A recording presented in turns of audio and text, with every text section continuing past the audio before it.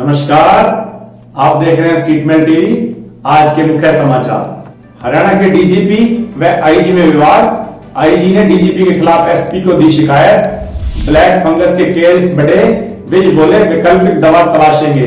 Black fungus से फतेहाबाद में युवक की मौत। कोरोना से मौत पर सफाई कर्मी को मिलेंगे 20 लाख। केंद्रीय स्वास्थ्य मंत्री का दावा, इस साल के अंत तक सभी अडल्ट हो जाएंगे वैक्सीनेट। बंटवारा 1947 यादें पुरखों की में माननीय मोहनलाल बधवा ने सुनाई पार्टीशन की दर्दनाक दास्तान। द ओलिव स्कूल बच्चों को करवा रहा है ऑनलाइन योगा। उषा दहिया ने टेरेस गार्डन के पौधों को ही बना लिया है मित्र। अब समाचार विस्तार से। हरियाणा के डीजीपी मनोज यादव पर उनके ही महकमे के आईजी वाई पूर्ण कुमार ने एसपी अम्बाला को शिकायती पत्र भेजकर उत्पीड़न के आरोप लगाए हैं। आईजी पूर्ण कुमार का आरोप है कि पिछले वर्ष 3 अगस्त को सार्वजनिक अवकाश था, वह थाने में बने मंदिर में माथा टेकने गए थे। उसी दिन तत्कालीन एसपी अभिषेक जोरवाल भी मंदिर में गए थे। आरोप है कि 17 अगस्त को डीजीपी ने आईजी को पत्र लिखकर पूछा कि थाने में मंदिर स्थापित करने से पहले क्या सरकार से अनुमति ली गई थी। आईजी का कहना है कि मंदिर तो उनकी पोस्टिंग से पहले का बना है, उनके मंदिर जाने पर क्यों आपत्ति की जा रही है। आईजी ने शिकायत में कहा कि डीजीपी उन्हें किसी भी पूजा स्थल पर जाने से नहीं रोक सकते, इसलिए उनके खिलाफ कार्रवाई की जाए। प्रदेश में ब्लैक फंगस के निरंतर बढ़ रहे केसों के चलते सरकार की चिंता बढ़ गई है। स्वास्थ्य मंत्री अनिल विज ने आज माना कि उनके पास इस बीमारी के पर्याप्त इंजेक्शन नहीं है। इसके लिए केंद्र सरकार से 12,000 इंजेक्शन की डिमांड की गई है। वे विदेश से भी दवा इंपोर्ट करने की प्रक्रिया शुरू कर दी गई है। श्री विज ने बताया कि उन्होंने वरिष्ठ डॉक्टरों की एक कमेटी बनाई है। इस कमेटी से कहा गया है कि वह ब्लैक फंगस की कोई वैकल्पिक दवा सुझाएं। वहीं फतेहाबाद में ब्लैक फंगस से पीड़ित किरढान निवासी जिस युवक का ऑपरेशन किया गया था, वह पहले तो ऑपरेशन के बाद कोमा में चला गया और बाद में कल शाम उसने दम तोड़ दिया। जब फतेहाबाद के नागरिक अस्पताल में यह ऑपरेशन हुआ था तो उम्मीद जगी थी कि ब्लैक फंगस का इलाज अब नागरिक अस्पताल में हो जाएगा, लेकिन शायद नीति को कुछ और ही मंजूर था।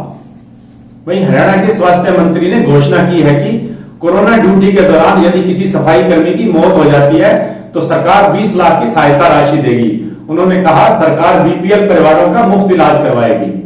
वहीं श्रीमती सोनिया गांधी ने प्रधानमंत्री नरेंद्र मोदी को पत्र लिखकर ब्लैक फंगस को महामारी घोषित करने की मांग की है।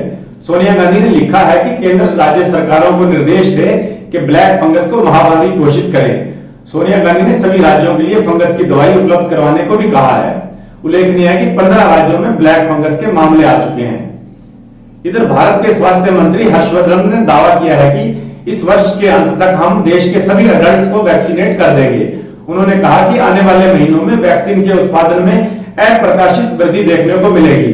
हर्षवर्धन बोले जुलाई तक 51 करोड़ और दिसंबर तक 216 करोड़ डोज उपलब्ध होंगी।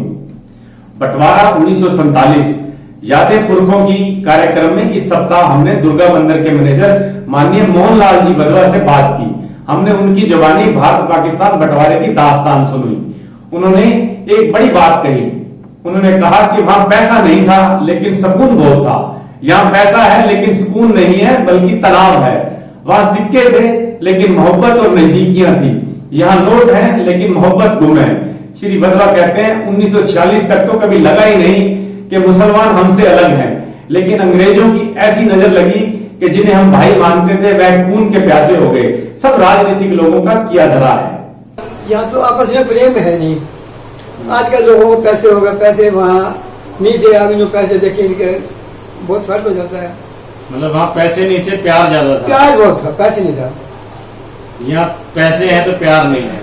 वहाँ पैसे ऐसा था कि लंडा हिंदी थी तो वो कहते थे लाची की डाची बनती थी। एक ही बात है, लाची और डाची एक बात है। तो लाची की डाची बनती थी। एक ने कहा दिया आप डाची ले गए। बोला हम डाची कहाँ ले गए। कोई आया मुसलमान हिसाब करने के लिए, बोला डाची लिखी है। बोला डाची लेके हम लाची ले गए थे। तो वहाँ ऐसा हो जाता था। लंडी हिंदी में ना वो ऐसी है सारे। अब जो है जो पॉलिटिक्स हो गया है। तो वहाँ पे साधन क्या थे जी? बसें थी? नहीं कोई बसें नहीं। ऊँट में जाते थे या घोड़े होते थे, गड्ढे होते थे। से मुल्तान कोई बस नहीं चलती थी ना।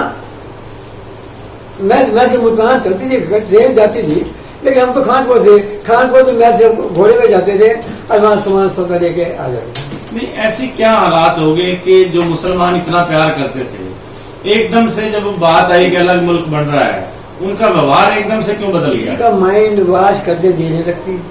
लीडर जो थे इन्होंने मिलकर तो किया था, कौन से ये मुसलमान अलग थे, मिलकर तो इन्होंने आजादी ली थी। और उन्होंने मुसलमानों ने भेज बोल दिया भैया आपको ये एरिया जब तक हिंदू को वहां भेज दो, आप यहाँ रह जाओ। तो वो एक ने को शरारत कर दी, फिर वो बड़ी। ये शरारत तो शुरू कहाँ से हुई वहाँ पे पाकिस्तान में? ये हुई मुल्तान से। अच्छा, वहां से जो है ये शरारत होगी, तो उन्होंने देखा कि सब चालू हो गया। जब मुल्तान में पहला कत्ल आम मुल्तान में हुआ? मुल्तान में चालू हुआ था। अच्छा, उसके बाद जो है जैसे सुना, मैं खबर पहुंची, वहां पहुंची तो खबर वहां पहुंच जाती थी, ट्रेनें आती थी, खबर पहुंच गई, यहाँ चालू हो गया। नहीं, बुजुर्गों ने कहा नहीं भी नहीं जाते हम छोड़ के, जो होगा अरे देखा। नहीं कत्ल कर रहे थे वो, तो मजबूरी में आना पड़ गया। कहीं रह गए तो मुसलमानों ने उनको रख दिया कि रह गए तो कोई बच के, कोई रह गए तो मर गया, बाकी ऐसे बुरा था। केंद्रीय राज्य मंत्री रतनलाल कटारिया ने एक बार फिर किसानों पर विवादित बोल बोले हैं। उन्होंने कहा तथा कथित किसान उनके मुख्यमंत्री के खून के प्यासे हैं, इनका असली किसानों से कोई लेना देना नहीं है, यह किसान के रूप में बहरूपिये हैं। मैं तो ये कहूंगा कि ये किसान के रूप में बहरूपिये है, इनका असली किसानों से कोई लेना देना नहीं है। असली किसान तो बेचारा अपनी खेती बाड़ी में व्यस्त है। हमारा मुख्यमंत्री इतना मेहनती कि सारे हरियाणा प्रदेश के कोने कोने में जाकर ऑक्सीजन प्लांट खड़े कर रहा है और 40-45 कुछ आने वाले दिनों में खड़े हो रहे हैं। और ये जो तथाकथित किसान हैं, जो हमारे मुख्यमंत्री के खून के प्यासे बने हुए, वो जहां पर भी कोई रचनात्मक काम करने के लिए जाते हैं, जनता की जान को बचाने के लिए अपनी जान जोखिम में डालकर जाना चाहते हैं, वहीं पर ये किसान तख्तियां लेकर खड़े हो जाते हैं। इनको शर्म आनी चाहिए, डूब मरना चाहिए। और ये किसान तख्तियां लेकर खड़े हो जाते हैं, इनको शर्म आनी चाहिए, डूब मरना चाहिए। असली किसान तो बेचारा अपनी खेती बाड़ी में व्यस्त है और एमएसपी पर अपनी फसलें दे रहा है। और पंजाब का किसान भी डायरेक्ट बेनिफिट स्कीम्स डीबीटी से इतना खुश हुआ है कि सीधा उसकी जेब में गए पैसे। धानक समाज उत्थान सभा हरियाणा के प्रदेश अध्यक्ष व भाजपा अनुसूचित जाति मोर्चा के प्रदेश कार्यकारिणी सदस्य सुनील इंदौरा ने पत्रकारों से बात करते हुए कहा कि आज की महामारी को देखते हुए व शिक्षा के हुए बुरे हाल के कारण देश व प्रदेश के गांवों में शिक्षा व स्वास्थ्य केंद्रों के अभाव में ग्रामीण स्तर पर लोग बहुत परेशान दिख रहे हैं और जब तक इनके पास स्वास्थ्य केंद्र व शिक्षा के उच्च प्रबंध नहीं होंगे तब तक ग्रामीण स्तर पर विकास व उन्नत समाज की कल्पना नहीं की जा सकती। कोरोना महामारी के कारण अनेकों हजारों जाने जा रही हैं। आए दिन नई नई बीमारियों का प्रकोप देश पर आ रहा है।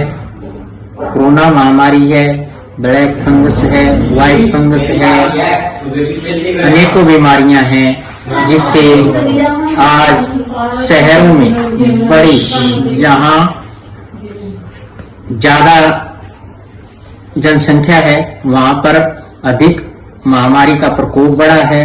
आज ग्रामीण स्तर पर भी इस महामारी का प्रकोप बढ़ गया है।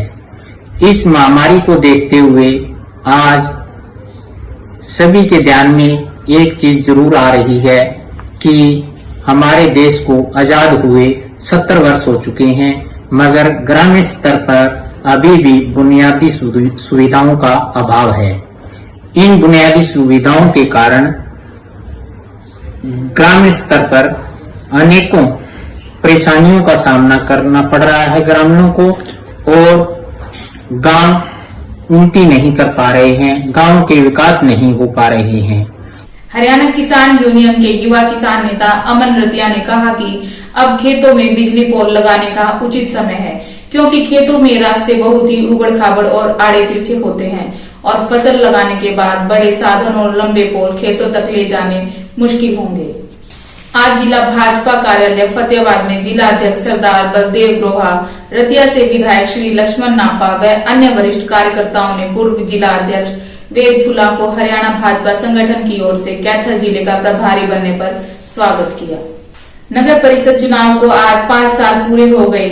उल्लेखनीय है कि नगर परिषद के चुनाव 22 मई 2016 को संपन्न हुए थे और उसी शाम शहर के सभी 25 वार्डों के चुनाव परिणाम घोषित कर दिए गए थे।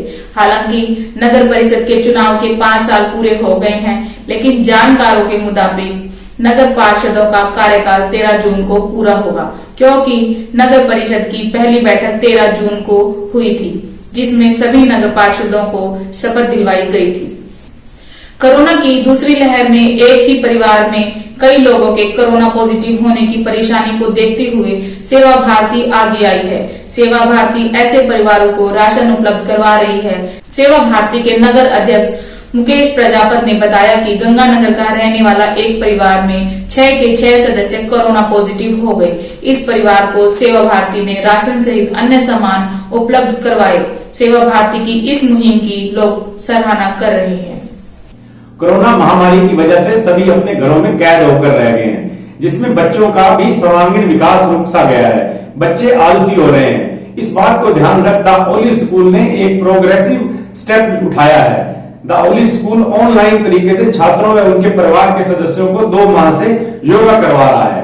मॉर्निंग असेंबली में बच्चों को ऑनलाइन योगा करवाया जा रहा है, जिसमें बच्चे फिजिकल फिट तो हो ही रहे हैं, साथ में उनकी इम्यूनिटी भी बढ़ रही है।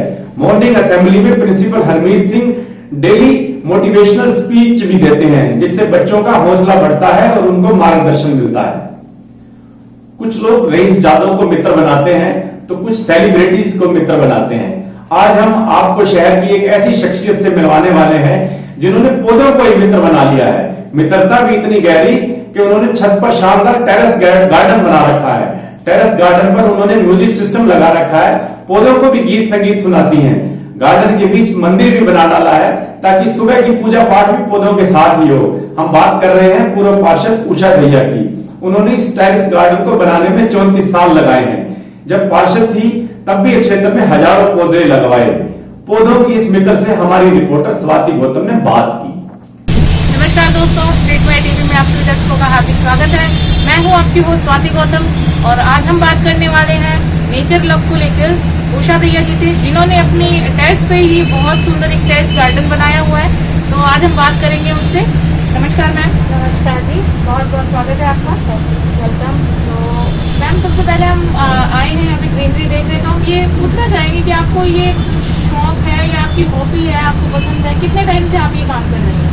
ये मेरी हॉबी है, बचपन से ही शौक था। मैं अपनी मम्मी को देखती थी, मेरी मम्मी को बड़ा शौक था, बहुत मनी प्लांट्स लगाती थी वो। तो मेरा भी तब से बचपन से ही, दादाजी मेरे वो भी बड़े शौकीन थे। बचपन से ग्रीनरी, प्लांट्स, नेचर बहुत पसंद है मुझे। तो इसके लिए फिर आप इसको टाइम भी पूरा देना पड़ता होगा। तो कितना टाइम आप मतलब इसको देते हैं? आपने कोई हायर कर रखा है माली वगैरह? नहीं, मैं खुद करती हूँ सारा काम। जरूरत पड़ती है तो मालिक को बुला लेते हैं। प्लांट्स जैसे नर्सरी से कई प्लांट्स, फ्लावर्स हैं, सीजनल है, मंगवाने खुद भी बना लेते हैं, हेल्प भी लेते हैं जी। तो बाकी ज़्यादा टाइम मैं खुद भी देती हूँ। तो मैम इसको फिर आप मैनेज कैसे करती हैं कि इतने सारे प्लांट आपने लगाए हुए हैं यहाँ पे छत पे, तो आप कैसे फिर टाइम देती हैं? आज भी कुछ करना चाहे ना, कर सकते हैं, मैनेज कर सकते हैं। वो भी होनी चाहिए, इंटरेस्ट होना चाहिए और टाइम तो निकल जाता है हर काम के लिए। ऐसी कोई मुश्किल नहीं है, मैनेज हो जाता है। डॉक्टर साहब नीचे क्लिनिक जाते हैं, अपना काम करते हैं, और मैं अपनी नेचर के साथ जुड़ जाती हूँ, ऊपर आती हूँ और अपने प्लांट्स को संभालती हूँ। 1-1 बजे तक, डॉक्टर साहब 3 बजे आते हैं, तब तक मैं अपना ऊपर का करके नीचे जाके खाना गरम गरम बनाया और खिला देती हूँ। और मैम अपने आप गार्डन दिखाएंगे? हाँ बिल्कुल, चाहिए, दिखाते हैं आपको। देखो छोटा सा एक मंदिर बना रखा है, यही पूजा कर लेते हैं, सुबह शाम आरती हो जाती है, हवन कर लेते हैं डेली। प्लांट्स को हवन बनाते हैं। इनको म्यूजिक बड़ा पसंद है, चलता रहता है, तो अच्छा लगता है इनको भी प्लांट्स को भी। बच्चे की तरह केयर करनी पड़ती है। ये किचन में जो हम यूज़ करते हैं सामान, दही मंगा लिए, वेस्ट जग टूट गया, कप टूट गए, इन सब को मैंने पेंट किया खुद। ये सब प्लांट्स मैंने खुद पेंट किए हुए हैं और इन सब को भी प्लांट्स लगा दिए वेस्टेज करने की बजाय, पोल्यूशन को बचा, इन्वायरमेंट। आज के लिए बस इतना ही। आप निरंतर बने रहिए स्टेटमेंट टीवी के साथ। आप YouTube और Facebook पर स्टेटमेंट टीवी को सब्सक्राइब करना और लाइक करना ना भूलें। आज के लिए बस इतना ही। नमस्कार।